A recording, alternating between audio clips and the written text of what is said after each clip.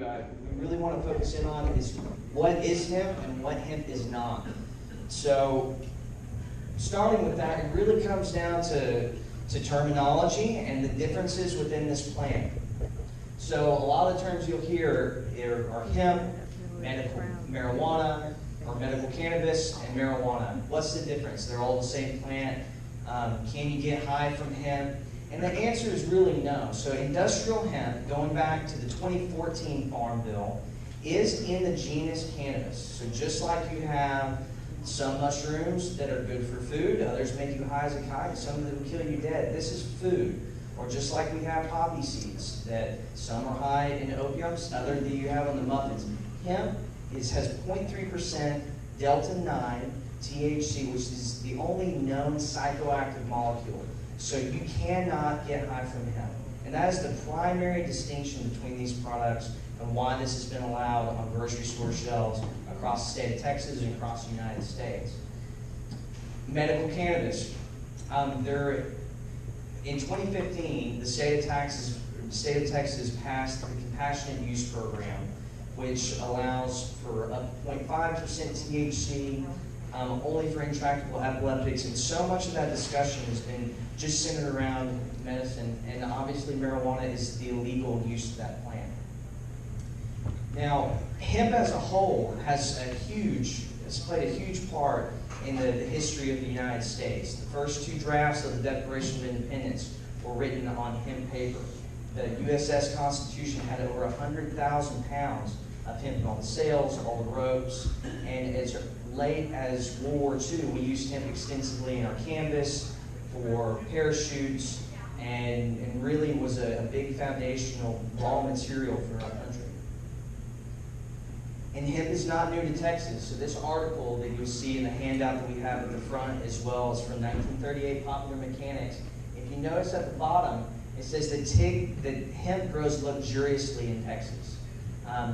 There's a lot of data going back to the 30s of hemp being grown for fiber, to be used in ropes, to be used in textiles, and now, as technology has moved forward, we're starting to see hemp materials used more in car parts and other industrial materials.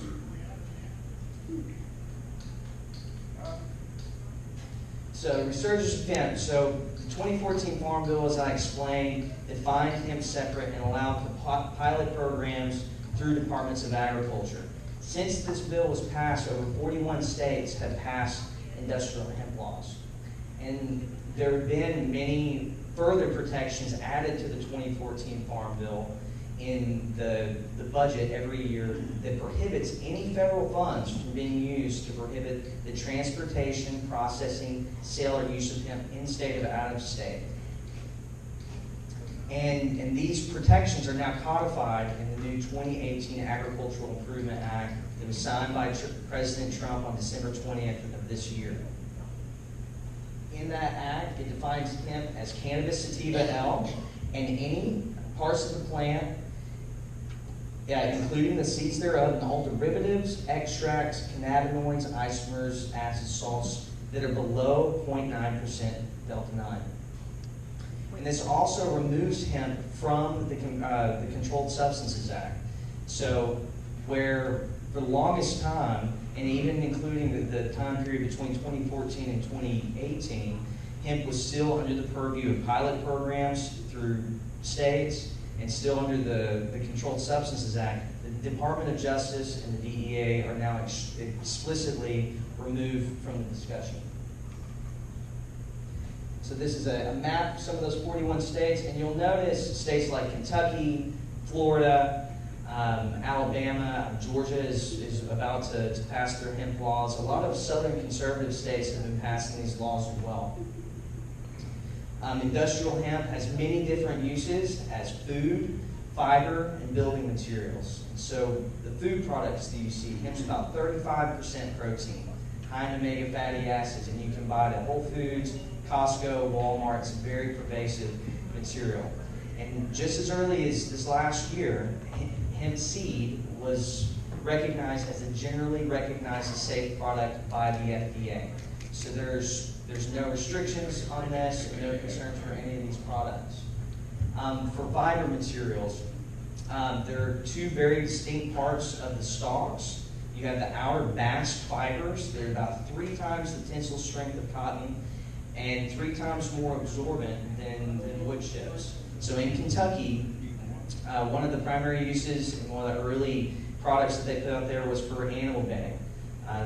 There are people that have used it for cat litter because it also has antimicrobial attributes to it. This hurd can also be added with lime and water to create hempcrete, an insulation material that has about a 2.5 R value per inch of material. So with about a 6-inch wall, here in the state of Texas, you have a very efficient home that's also breathable. So unlike the houses that we build right now, where we basically seal everything in the inside, this would allow for air to go in and out of the home, and it makes that material completely mold resistant and repellent. So if you think about Hurricane Harvey and you think about the needs of people in the state of Texas, this is a material that has huge opportunities in the state. Hemp fiber can also be used in the small bast fibers as a substitute to fiberglass. Over the next 10 years, as this industry grows, hemp fiber will probably be the largest growing sector of the industry. There are people here in North Texas, different professors that we've worked with, that have won National Science Foundation awards using those fibers as substitutes to fiberglass for exterior car parts. It's a lighter material. It can be used for airplanes, it can be used for boats, and is really the largest available market for those products. And last, let's see here. And last, and really something that we want to talk about this evening, I want to ask my mother, Sheila Hemphill, and our executive director, to really talk about what's been in the news quite a bit with hemp-derived CBD. And before she gets her presentation up, I'll just kind of give you a few dates to be looking at. So on March 13th, so a week from today, or next Wednesday, the USDA will be having a listening session that you can register and go and watch online. They'll be outlining the proposed rulemaking to conform the rules to the new 2018 Farm Bill. In that bill, there are requirements to have GPS coordinates of where the crop is being grown. It has the enforcement of crops that go above that 0.3 threshold, and those that can participate and those that can't inside the state. One of the biggest questions that I get all of the time is, how are we going to know that this isn't marijuana? How do we know that this is really hemp? And I've been really fortunate since July to be in Oregon and to work with the Oregon Department of Agriculture. And my company really focuses in compliance and in testing. So in states like Oregon and Kentucky, as a crop is being grown, generally about 20 days prior to the harvest of the crop, the department comes out and they'll take random samples, and they're going to be trained. If something looks different, they're going to go and pull a sample from that plant. They then take that to different laboratories that use high-pressure liquid chromatography, that use different equipment that will be able to determine the levels of CBD, delta-9 THC, CBC, CBN, all of the different cannabinoids within the plant. Because the only news you really hear so many times is really around THC and CBD. And one of the biggest things, and why I started in going into all of the other attributes of this plant, is I don't want this issue, what would be allowed in this bill, to be completely muddled with CBD. CBD is the predominant molecule found in industrial hemp. And really, THC and CBD have an inverse relationship. So hemp is high in CBD and low in THC. Marijuana is going to be the opposite. It's going to be high in THC and low in CBD. And like I said, I am going to let Sheila hop up and give her bid. So Sheila is a certified nutritionist, the owner of Help Yourself Wellness for the last 7 years. We've worked with many physicians around the state, and we've got an opportunity to see this product benefit many people. So, thank you, Coleman. It's a pleasure to be here. I was telling Ronnie, I started with invitation from Georgia in 2013, working on the smart meter issue. And I have had the pleasure of coming in and having a few minutes to talk about the things happening in Austin, since we are registered lobbyists working for the public. And so I thank you for this opportunity. When I first started this, everyone talked so fast, tetrahydrocannabinol and cannabidiol, it just kind of ran together. So I wanted to break it down to the very elementary steps. So the cannabinoids are the family of molecules found within the plant. Some we've heard about are tetrahydrocannabinols, THC, cannabidiol, CBD, cannabigerol, CBG, cannabinol, CBN, and there's over 80 of them. So the molecules of these plants, again, are called cannabinoids. God created all mammals with an endocannabinoid system in our body. We were designed to be nurtured from the cannabinoids that we produce in our own body, known as anandamide and 2-AG. So the molecules found in the cannabis plant are very conducive to work in our bodies. The receptor sites, you can think of them as the little holes and the little cogs to fit in the holes. Our CB1 receptors are predominantly in the brain and in the nervous system. CB2 receptor sites are throughout the entire digestive system and throughout the body. So in the endocannabinoid system, you have receptor sites here on the right, and then you have a receptor site for 2-AG. So think of that as the hole in the cog. On the right, you have the molecule, and if you'll notice how the molecules of this phytocannabinoid, phyto meaning it comes from the plant, fits in the receptor sites we have for our endocannabinoids, or the cannabinoids that our body produces. That is how come this plant has the capacity to be so beneficial for so many different ailments. As Coleman mentioned, the plant genus is cannabis. The species is Cannabis sativa L. Within that species, you have plant variety that, based upon the THC concentration, will determine whether that plant is a hemp plant, if it's 0.3% or less. If it exceeds that detectable concentrations of THC, that would be what we're referring to as marijuana, but it's all cannabis. So do I have any questions on that one? That's either a good sign or a bad sign. Is that a good sign because everybody has it, or? Yes? So just for clarification, God designed the body with receptors, but if we're not imbibing, we're not consuming cannabis, then the receptors are not receiving what makes them whole. The question was, God created us with these receptor sites, that if we're not nourishing them, that they're not really activated. They're not filled. They're not filled. The need is not met. That's correct. Now we produce some called anandamide, and I got tickled when people say, "Oh, that hemp stuff, that's a gateway drug." I said, "Well, you might want to look at the concentration of cannabinoids in mother's breast milk." Actually, the word anandamide is a foreign for the word bliss. And I think, you know what? I have 2 children. I breastfed them, and there's nothing like the look of an infant who just got through breastfeeding. It's like the. So I believe that that's probably responsible for it. So again, the terms. We tell them what we tell them. We're going to tell them what we told them, because the terms are so important.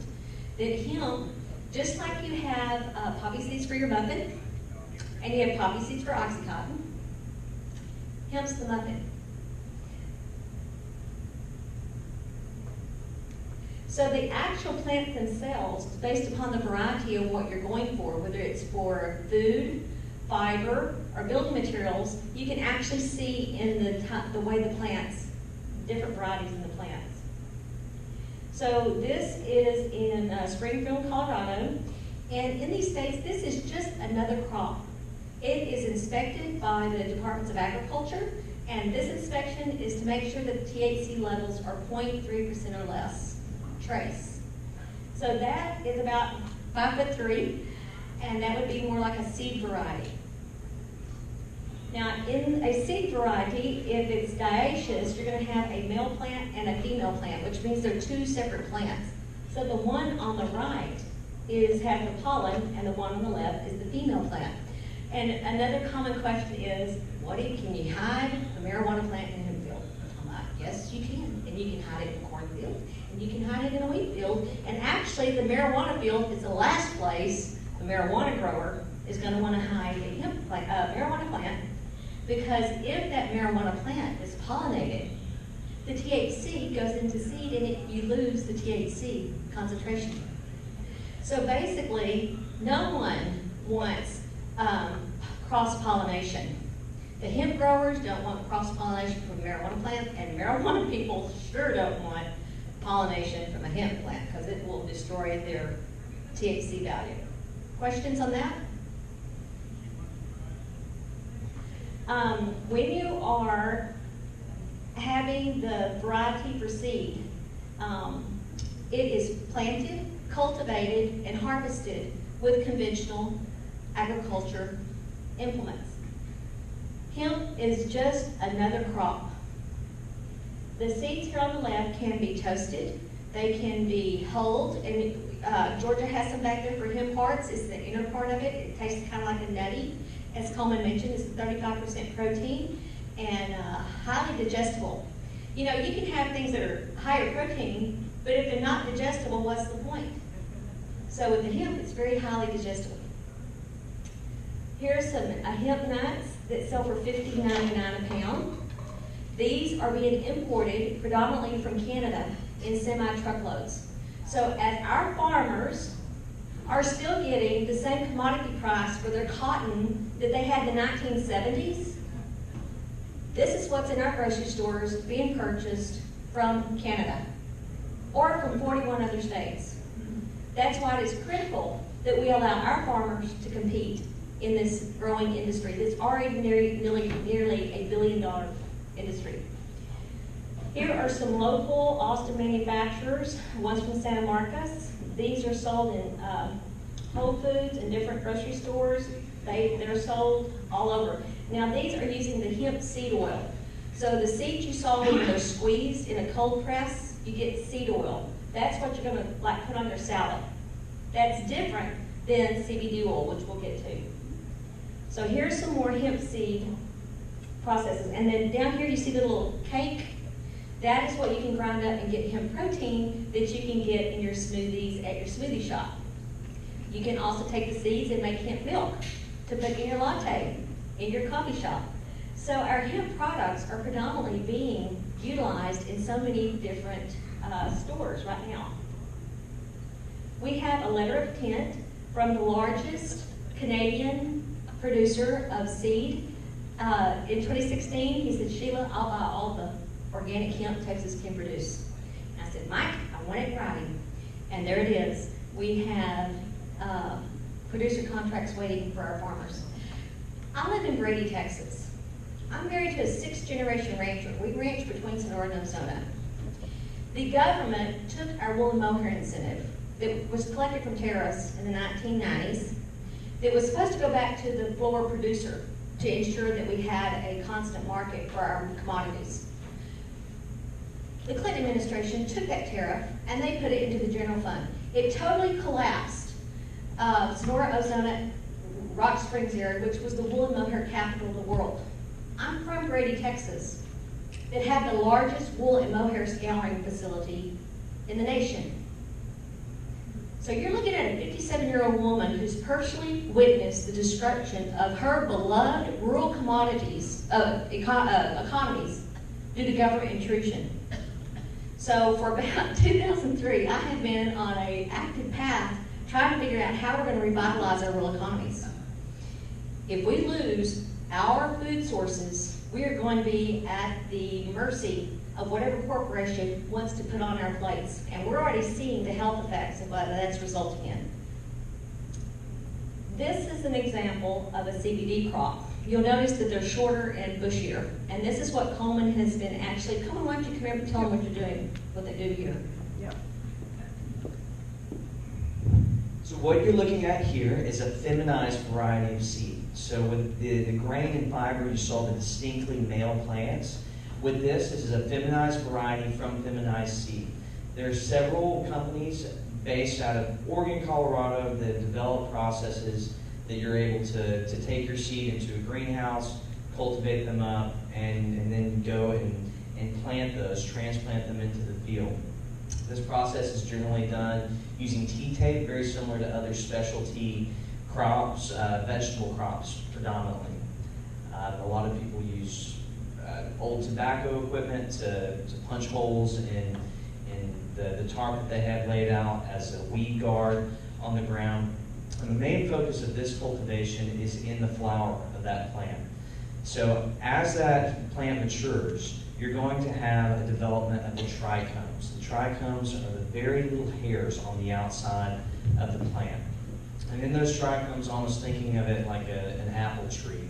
You have the stem that comes out and it ripens, and at that point is where you have the high oil content in the plant. And something that I just want to educate folks on is I feel like a lot of people become very intimidated by the pharmaceutical industry because they don't know what processes they do. And many times these are very simple processes that have been used for thousands of years. Take distillation, for instance. We use distillation for many different oils, and this is literally steam and water to get the essentials from that plant.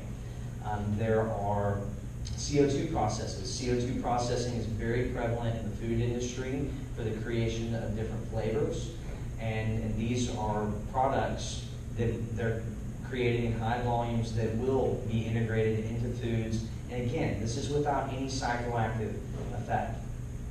There are ethanol processes that again strip out those cannabinoids within the plant, and people right now are integrating them into different foods, different animal products.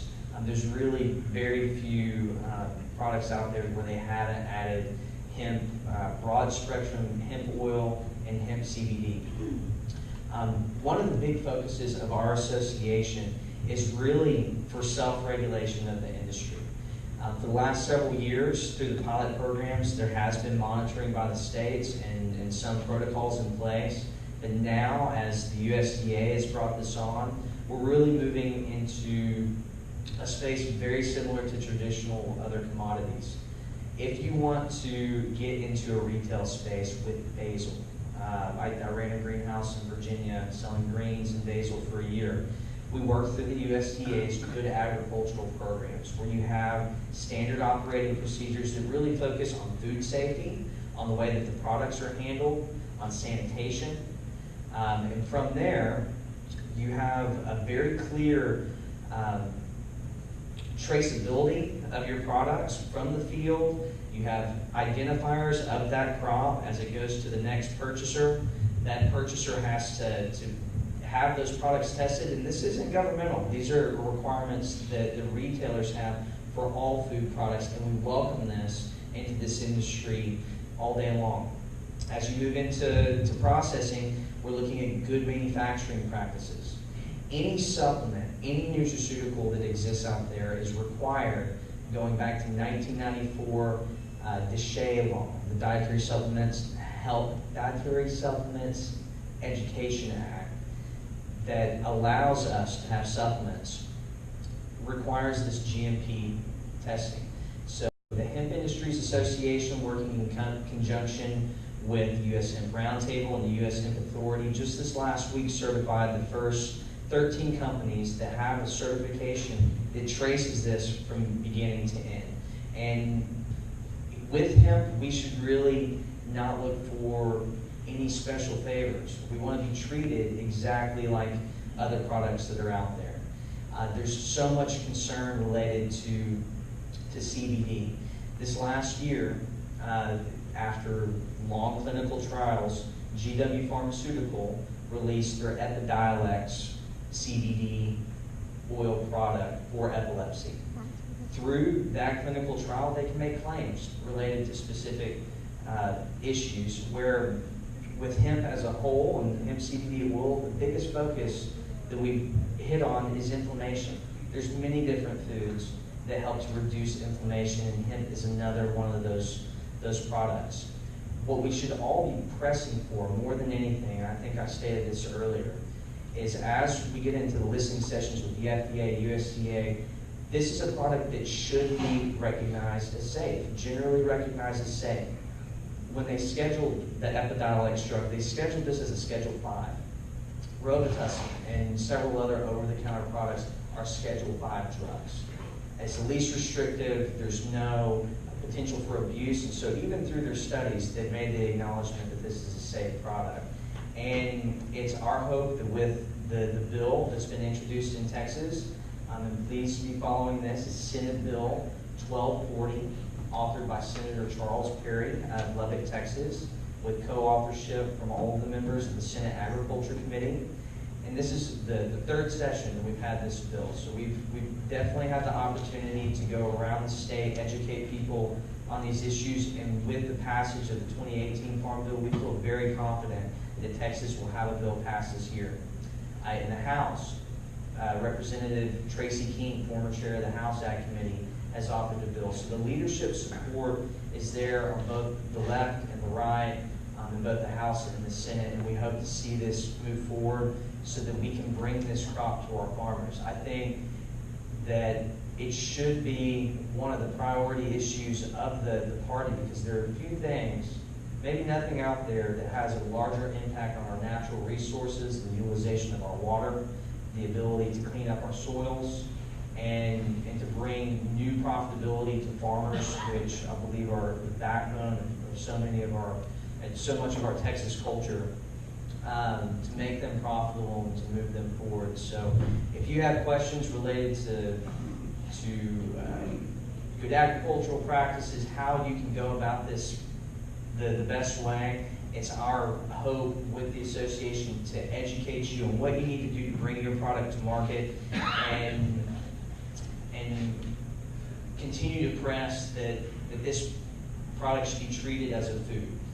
We don't want to be treated any differently, but we don't want to have a greater scrutiny. You know, I've seen a lot of news reports always around Halloween. Be careful about the gummies and all these different things. And just recently, you can now sell amphetamine salts, Adderall, and gummy bears to your kids. And so, the concern around this, I don't think is merited based upon the clinical research.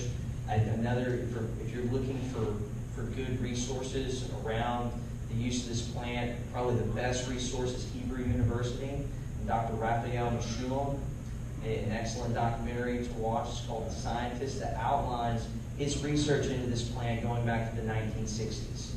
This professor was the first to identify Delta-9 THC, CBD, the endocannabinoid system, and how this interacts with the body. I think, Mom hit it really well. CBD is so much more of a regulator. It's a regulator of what we naturally produce. It has that interaction with the immune system broadly, and as you said, it's most concentrated in breast milk. It has an impact on your liver, your kidneys, and there's a lot to support the beneficial uses of this. Another thing I'll say is there's no silver bullets. This isn't something that automatically is going to cure you, is going to heal you, and has to be done to find benefits in conjunction with good food, good water, with a good spiritual walk in your life to see those benefits. But it's absolutely a tool to be used that we should be promoting and seeing move forward. Something I want to say on CBD. CBD oil is just like another essential oil, like lavender or peppermint. In the state law, there is no restriction on the use of cannabidiol. In fact, there's only one reference to it, and that is the 2015 Compassionate Use Act. And in that language, it is a minimum of 10% cannabidiol. So there is no state law prohibiting the use of cannabidiol. What's in state law is in regard to any THC is a felony. Now, what will you get into? Because in 2016, we had 5 vendors' oils confiscated by DPS from People's Pharmacy, and those oils were compliant to the 0.3%. And I know for a fact that they had the trace amounts. Those oils came back non-detectable.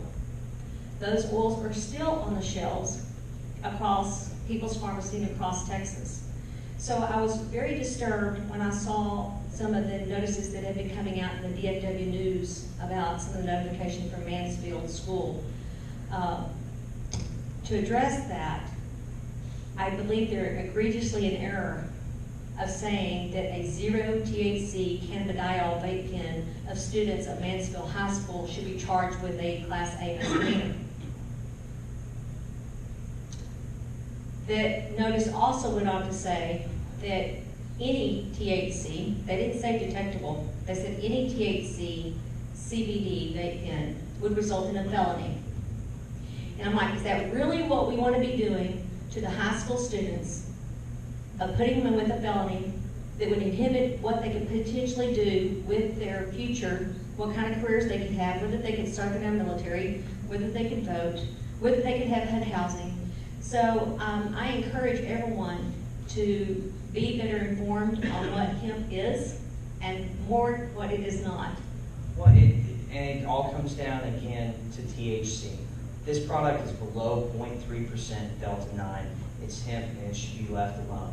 And if the state of Texas is to hold to the stance of any THC, then they would have to remove all of these hemp seed oils. They'd have to remove all of the clothes, because all of those products have 0.001%, a minuscule amount. The whole purpose of the Controlled Substances Act in relation to marijuana is around the psychoactive attributes of that plant. And that goes to the Supreme Court. There's a great precedence for that. We are not advocating for products above 0.3 at any point with our association. This is a product that should be over the counter, where it is right now, sold in our grocery stores, and we hope to continue to see this product grow in the state. And this is, like I was saying earlier, so I'm most excited in Texas around fiber production. A lot of the focus on hemp production around the country has been for the production of CBD oil. But I don't know that you're ever going to see 10 million acres of CBD production in the United States before that market's really saturated. The greatest market for this product is in plastics.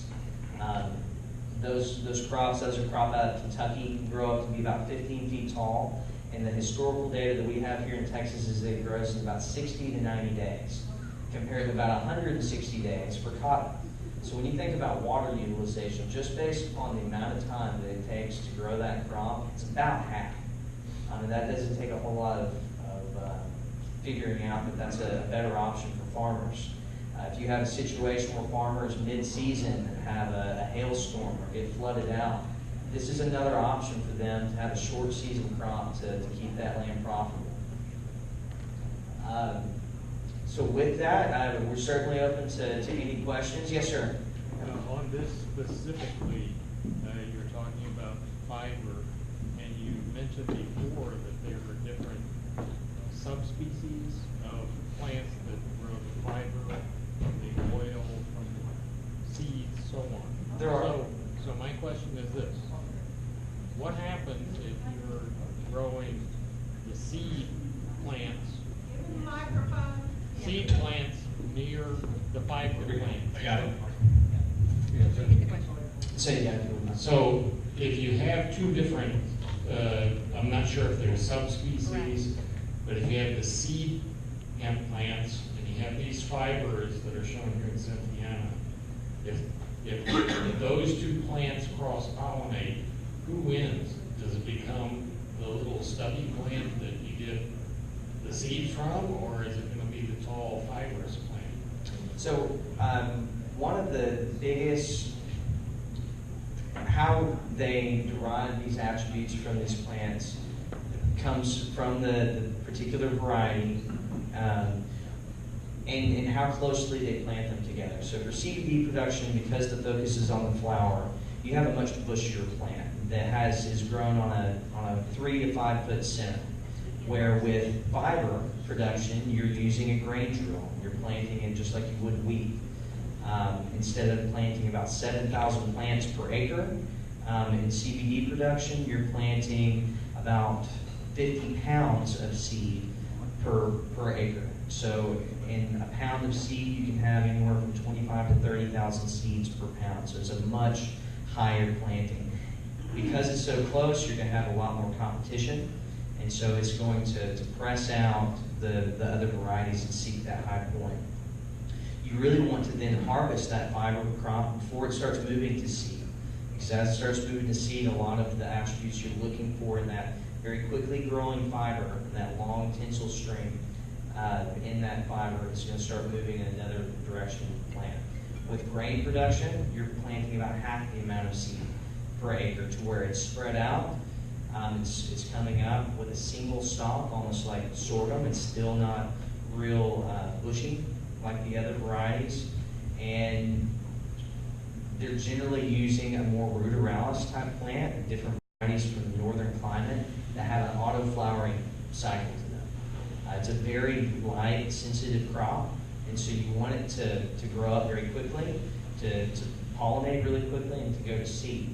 And you really don't want all of the extra biomass when you're coming through with a combine for it to get wrapped up in the machine. So like we shifted our wheat production from a very tall wheat crop to now a very short wheat crop that has a stronger stem and a larger seed head. Those are the attributes that you're really trying to breed between those two crops. There is a necessity to have distance between crops to really maintain the integrity of the genetic. So that's the question. If there is not the separation, which one wins? Don't know. Hey, I mean, there is going to be a lot of development here, and we're in a very big state. The latitude in Lubbock's about 33 degrees latitude. The latitude in Brownsville is about 26 degrees latitude. So there's a lot that can. You're going to have a lot of difference in the varieties in those regions. Yes, sir. And if anybody has questions, just make eye contact with me. I'll come around to you. I'm trying to get everybody in order. Yeah, Google hemp car. Ford built one in 38. Whatever happened to it? I don't know what happened to the Ford car. Is it in the museum up there in Michigan? I don't know where that car is, but there is a very famous picture. Sure.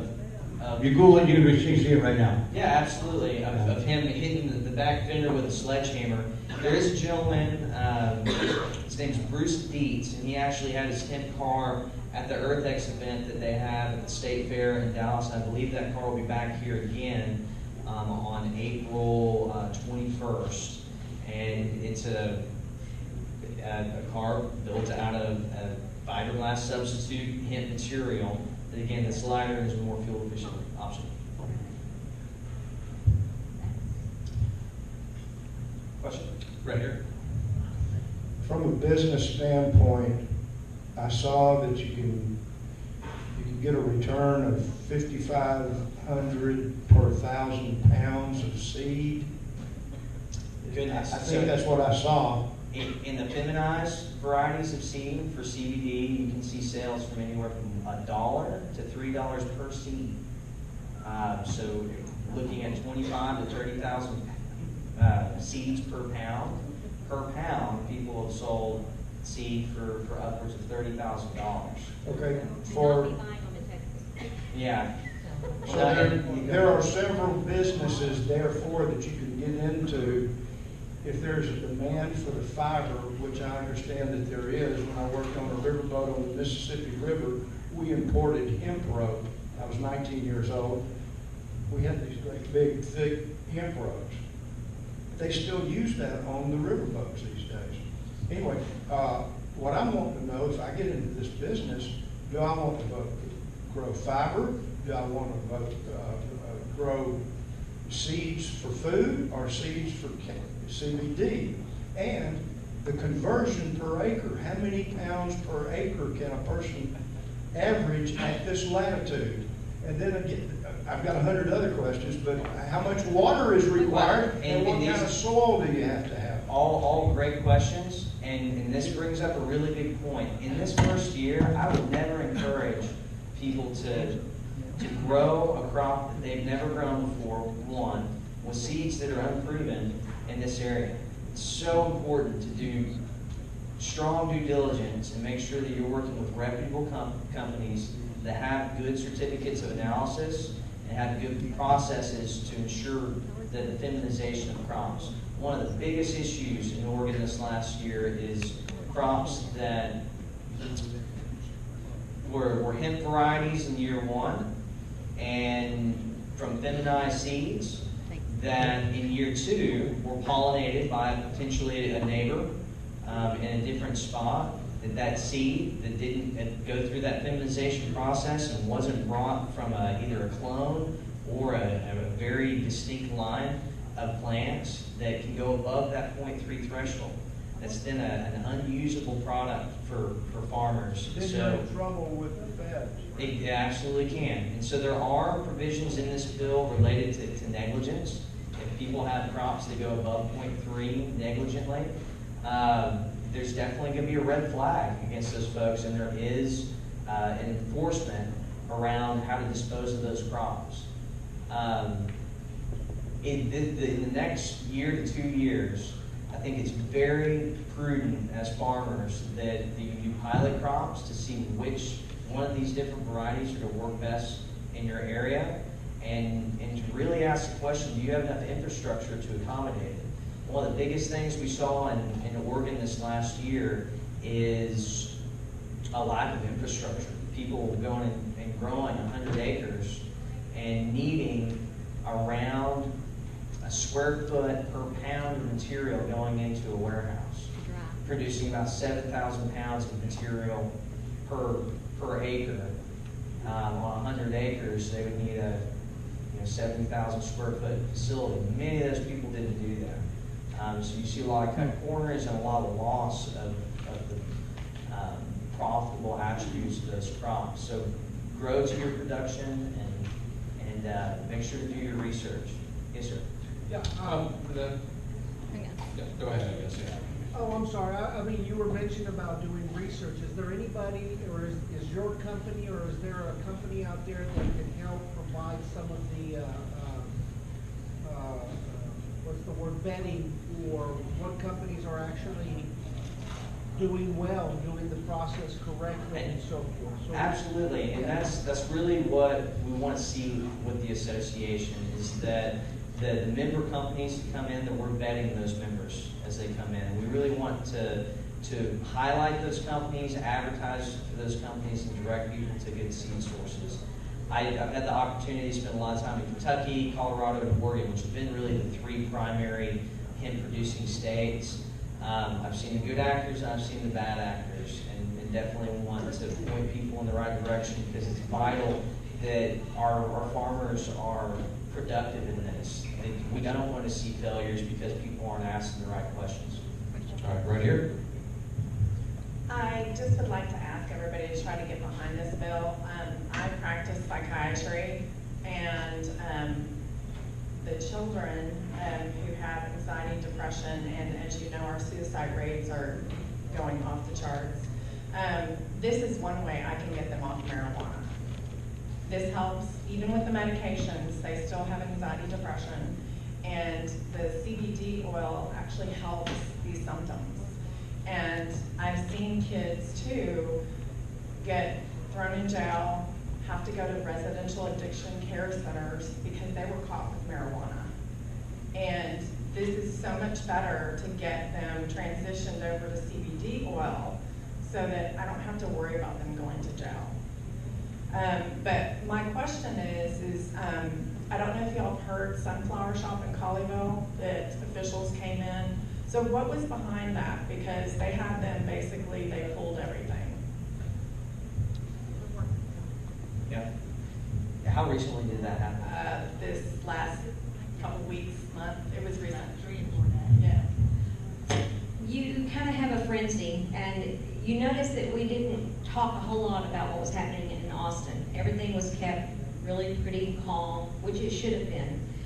When the news got involved in this DFW area, it kind of started a domino effect of misinformation. The question that should be posed to any law enforcement is, police, sheriff's offices, do you receive any federal funds?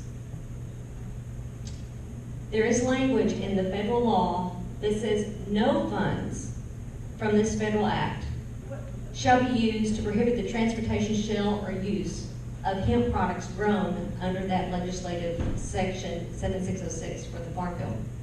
So really, if anyone's being prosecuted for possession, that is certainly a question that you need to get your attorneys to be asking law enforcement that if they receive any federal funds. Well, and what I anticipate happening there, what I hope to see happen there, because so many people have been benefiting from those products for a long time from Sunflower Shop, is similar to what happened at People's Pharmacy. If the police want to come in and see certificates of analysis and a chain of custody of where that product was sourced from, that's information that those retailers should have, and I can almost guarantee you that they do. Let them go and test those products, and when they show non-detectable for THC, they should be allowed back on the shelves. A big problem is that the field tests are showing positive for 0 THC products. So that's where you're getting a lot of it. So you had a question? Well, it kind of goes along with the guy that has at least 100 more questions. But my question, I just want clarification. So if someone has land in Texas today, and they wanted to start growing hemp for fabric or plastics, not necessarily CBD, but one of the manufacturing things, today in Texas law now, it is legal. It is not legal. Okay. So what's happening in Austin right now is making sure Texas is in compliance with the Farm Bill, which it is not today. So what are the numbers of the bills? Are they House bills or Senate bills or on both sides? Or how can we help you by making phone calls or writing letters? Yeah, absolutely. So the primary bill that we've been following is Senate Bill 1240 by Senator Charles Perry. Senator Perry is the chair of the Water and Rural Affairs Committee. That committee last session was the Agriculture, Water, and Rural Affairs Committee. He's a very good conservative man from Lubbock, Texas, and having his support and his leadership there, we feel is really going to push that forward. I've talked to tons of his constituents throughout West Texas. It's primarily a large cotton producing area that are looking for good alternatives. We also have letters of intent from Texas Tech University that has one of the only fiber research facilities west of the Mississippi to look at using this as a supplemental fabric to our clothing. Right now, there's companies like Patagonia that makes a lot of the outdoor clothing that has integrated a lot of hemp into their products. They source a lot of their cotton from Texas, and so they have a lot of interest in seeing this move forward in Texas as well. The other bill in the House is authored by Tracy King out of Uvalde, and we had a bill in 2015 that was in his committee. It was voted out unanimously, but never made it to the calendar. 2017, it was in his committee again, made it out unanimously, never made it through the calendars. And it's something you'll find pretty quickly that it is like a big high school in that building. And authorship is a very sought after commodity in that building. And it's the unspoken rule that it takes 3 sessions. I think we're definitely on pace to see this move forward. This document is back here. It's a one-pager about some information on hemp, and at the top of it, it has the SB 1240 that was authored, and it has joint authorship from Bittencourt, Fallon, Hall, Hinojosa, and Rodriguez as co-authors of it. So that's really impressive to have that many senators endorsing this. Next question in the middle. Has Sid Miller, Ag Commissioner, had any involvement in drafting legislation, or has he spoken out in favor or against, or is Did he have any involvement in this whatsoever? Yeah, absolutely. So the Ag Commissioner is in full support of hemp and is definitely voiced his support for seeing this come to our farmers. We've had discussions with him. We've had a lot of discussions with the department, and they are very active in the writing of this bill. And really, our goal is to be federally compliant. There was a very good bill written into the Farm Bill, and that was really pushed by Mitch McConnell. Kentucky's one of the largest hemp producing states. They're the first state to produce hemp. And so again, in Washington, D.C., like what we're seeing in Texas, has come from leadership to see this move forward. And if we can conform that, I think we'll have a very workable commodity in the state. Next question over here. What seems to be the major arguments against this bill? So major arguments really stem around being able to identify the crop opposed to the other crops. And my answer and what I see this bill doing is requiring testing before the crop is harvested. And once the crop is harvested, any buyer of that commodity is going to want to be doing testing of it.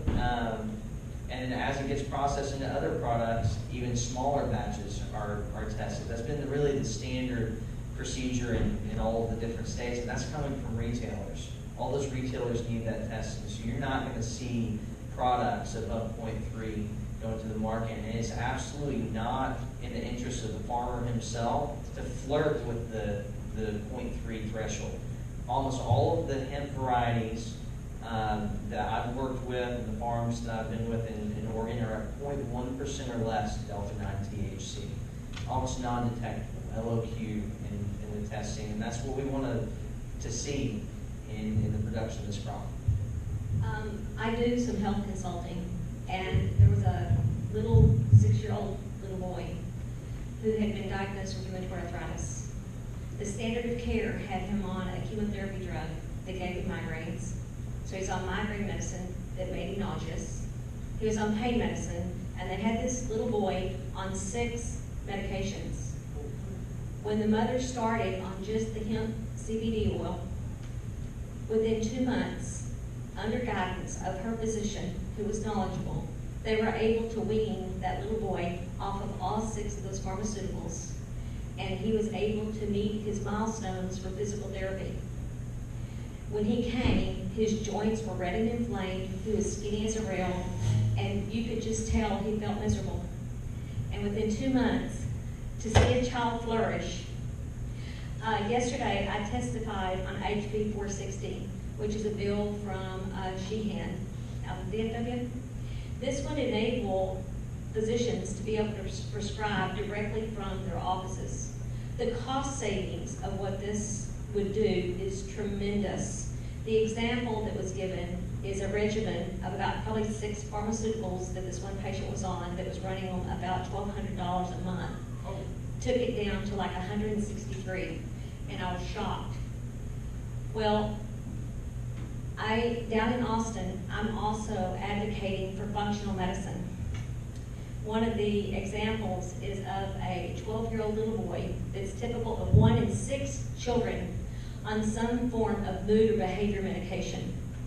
This child had been seen by 5 specialists, had 11 diagnoses, and was on 7 medications. The child's handwriting was utterly chaotic. This is the example that I had at the Republican convention, and I had teachers coming by and pointing at the chaos and saying, that's what I've got in my classroom. When that child was able to make it to a functional doctor who says, well, it's not functioning, or you wouldn't have 11 diagnoses. The child was gluten intolerant, food allergies, had fungus, lead, and nutritional deficiencies. Once they started identifying the physical root causes to create this diagnosis, within 2 months, the child's handwriting goes to neat and orderly. I took that document to the Senate Health Committee, and I pointed at the chaos. And I said, I want to know how much is costing the state of Texas in Medicaid to pay for these types of medicines to get this kind of outcome. And I was told, well, I can tell you it's expensive. I said, no, I want to know how much. And they said, you'll never know. I said, what do you mean I'll never know?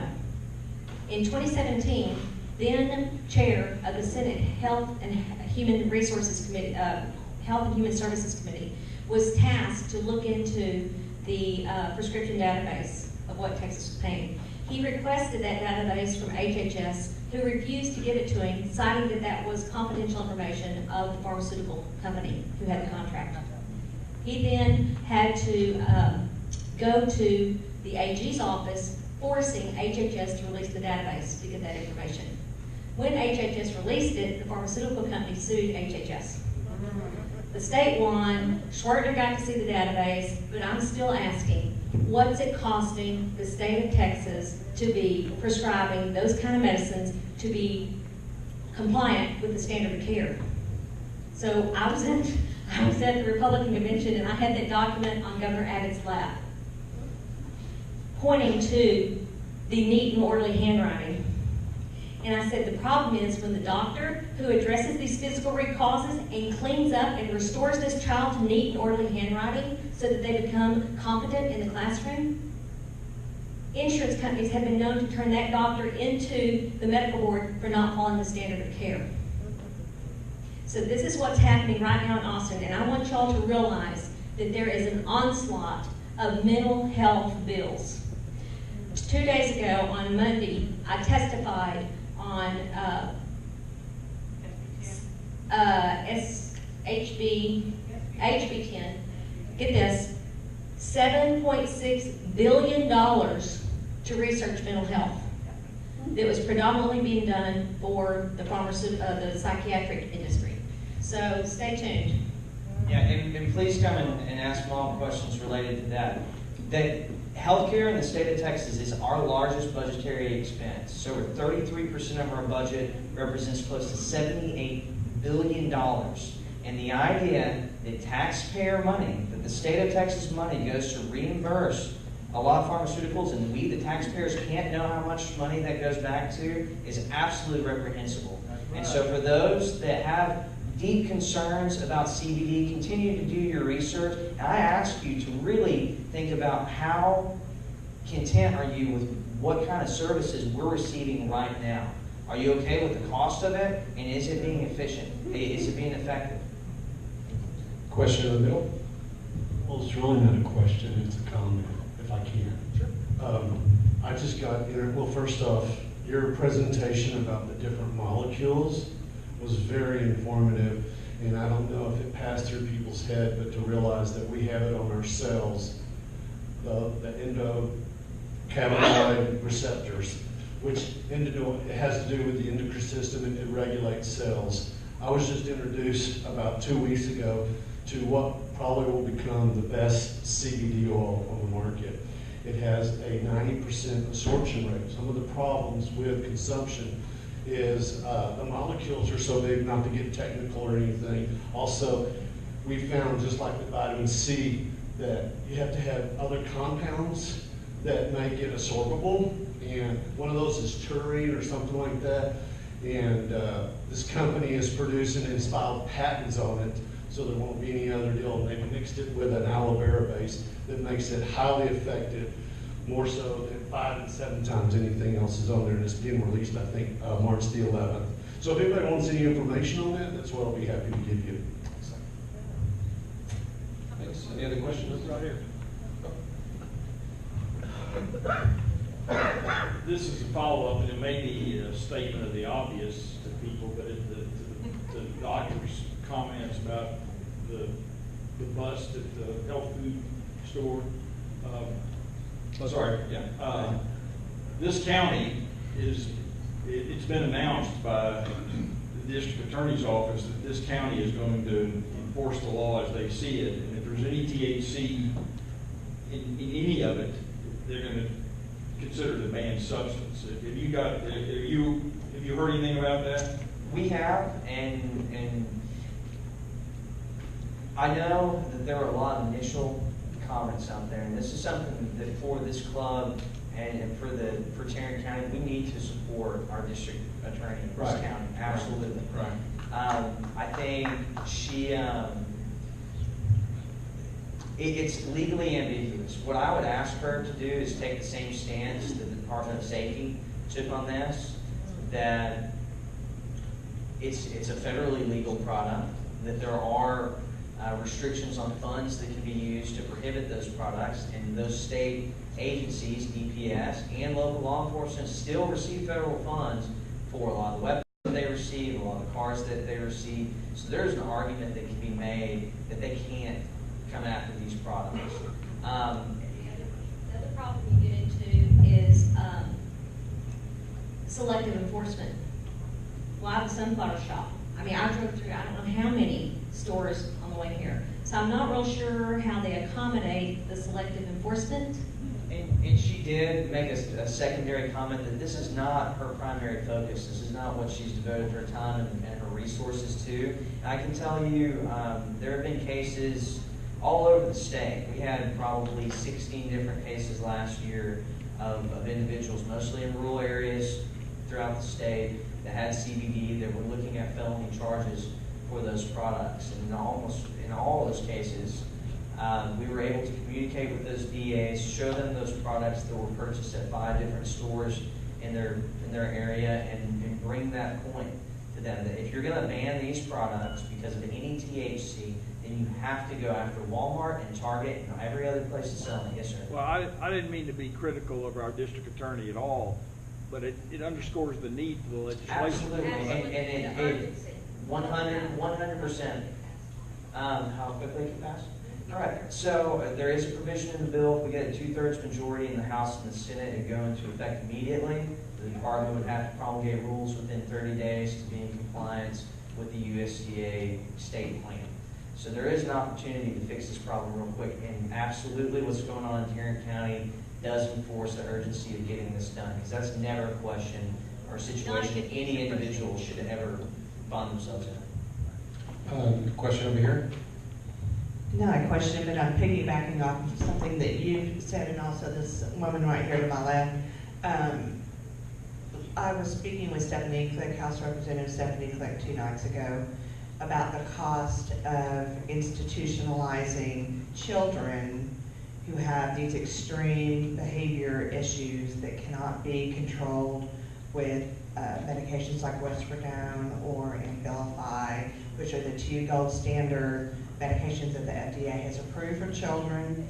And I said, gosh, Stephanie, cannabis for these children could really be beneficial in certain circumstances.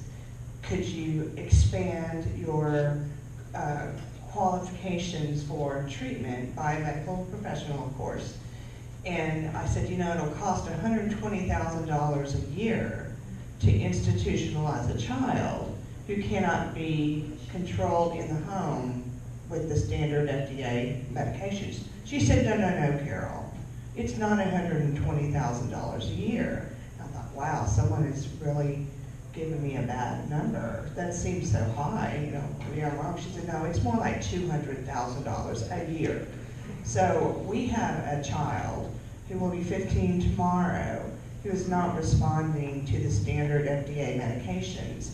He is self-injurious, he is aggressive, he's in puberty, and it is a very bad situation for our family. And we have friends who are in similar situations. They've actually had to move to other states so that their children can remain at home. And there's a tsunami of children that are coming of age and getting big and getting more and more difficult to contain. And they are out there, and as a taxpayer, you guys need to be paying attention to this. Because if Stephanie Click would know, she's telling me that it's $200,000 a year per child for the rest of their life to be put in an institutional setting, which in my child's situation, he is nonverbal. He is set up to be a victim with chronic, difficult, complex medical issues. This is going to break the state's economy. So the things that are going on in Austin right now, it's not just hemp for fabric, it's not just hemp for plastic. There are many different medicinal uses for cannabis, and I've never smoked a joint in my life, I'm here to tell you, and I'm not a big druggy person, but there are people out there with post-traumatic stress disorder, with autism, with Parkinson's disease, that need medical cannabis when prescribed by a doctor. So if you've ever paid attention to the session in Austin, as a taxpayer, this is the one to really be involved with. Because if they can't see their way clear to allow children who have been not able to get help from the traditional methods, can't get help, you're going to pay for these children for the rest of their lives. The mood and behavior medications are predominantly Ritalin and Adderall, which is basically legal meth. And because those, this is coming from a pharmacist, because those have such dramatic mood swings, the doctor will stack on an antidepressant, which is an SSRI, which has been known to be responsible for creating homicidal and suicidal thoughts. And this is what we're paying for with our Medicaid dollars, to get that kind of standard of care that in some instances does not work, while the U.S. Department of Health and Human Services owns a patent on cannabinoids as an antioxidant and neuroprotectant. Our government owns that patent. And yet, our government's FDA says it has no medicinal use, causing the DEA can get Schedule 1, which means it's not even available by prescription, but they'll allow opioids, which actually work on your heart and breathing channels, and that's how come you overdose from opioids, and those are okay to be Schedule 2 by prescription. So, what we have learned is so unjust that we would not allow medicine to be medicine and not allow our farmers to produce crops.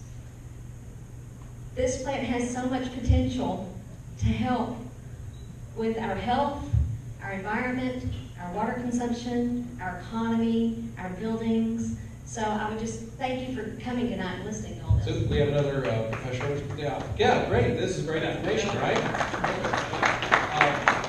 We're going to have another professional respond, and then we have one question. I think then we'll wrap up. All right? Here we go.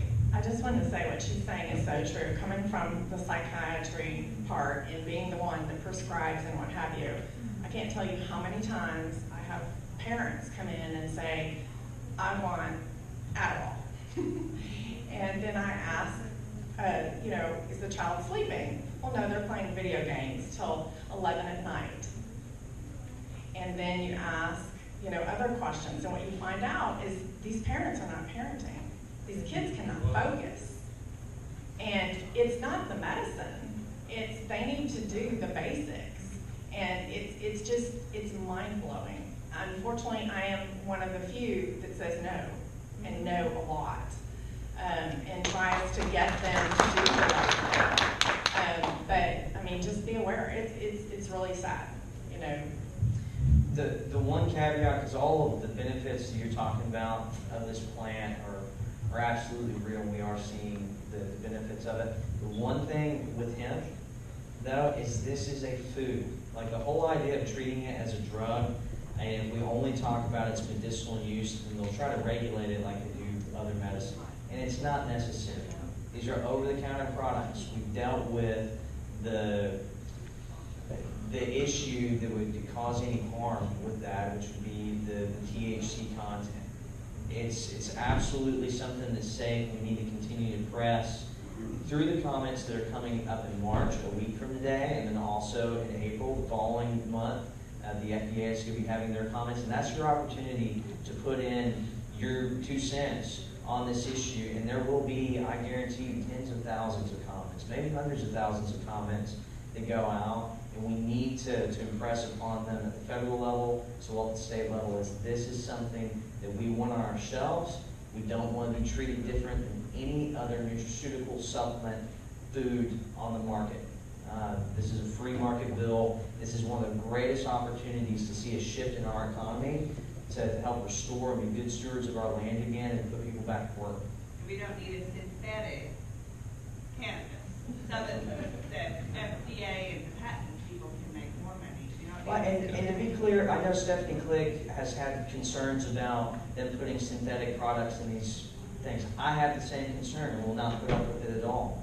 As certification moves forward, as vetting moves forward, and as these rules move forward, it'll be like other products, and the people that are bad actors will face the repercussions of that. they find lead or arsenic in your products, you as a manufacturer are solely liable for that. If you have synthetics in your product, you're liable for that. As it should be in all of our food products. It's no different than Last question over here. So you talked a little bit earlier about with the sheriff's departments and the police departments coming down and the discrepancy with the 2018 Farm Bill. I talked to a state representative the other day about all this, and they claim that Texas doesn't participate in that Farm Bill. So does what you're talking about with being able to remove those funding mechanisms, does that actually apply here in Texas? Do we know? So I've seen that argument be a winning argument with the Department of State and Health Services, with the Department of Public Safety in the state, and with a lot of local DAs throughout the state. I find so many times in politics it is about education and providing an issue that I find across the board in the state is not one that many of the district attorneys that are publicly elected want to deal with. It doesn't make practical sense for them to go after something that's not harmful, that you're not having any complaints of from anybody, and is 100% legal in the United States and removed from the Controlled Substance Act. We do need to conform our Controlled Substance Act to that federal bill to remove any ambiguity or question around this. Any other ways you want to say to get involved, or? Yeah, so please visit our website. It's www.txhia for the Texas Hemp Industries Association.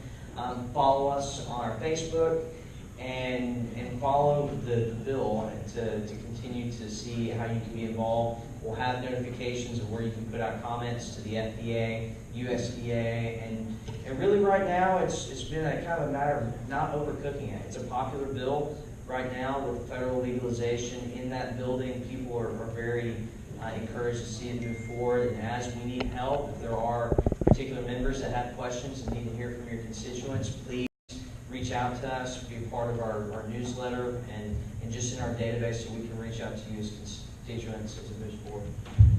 The issues on the health issues, I'm spending 2 or 3 weeks a day, 2 or 3 days a week in Austin, predominantly covering these mental health bills, the school education bills. The threat to our privacy is tremendous. When you start hearing about genetic testing on medical issues, it's almost like a future crime. So I would invite you to visit texasrighttoknow.com, which is my lobby site, if you're interested in following some of those bills going on with medical. And as we get further down the line, we want to see this organization run like other commodity associations with an annual conference to really bring in good keynote speakers to provide that education. And similar to groups like Farm Bureau and a state as large as ours, it is very important to have regional directors, someone that can coordinate the education in the area of the state where they are, to focus on the best production models and what's going to work best for farmers in those areas. And so if that's something that you're interested in organizing similar events to this, to educate our farmers moving forward, please get in contact with us. Thanks so much. Thank you. Thank you so much, folks. Who learned something new? Anybody? Golly, so much I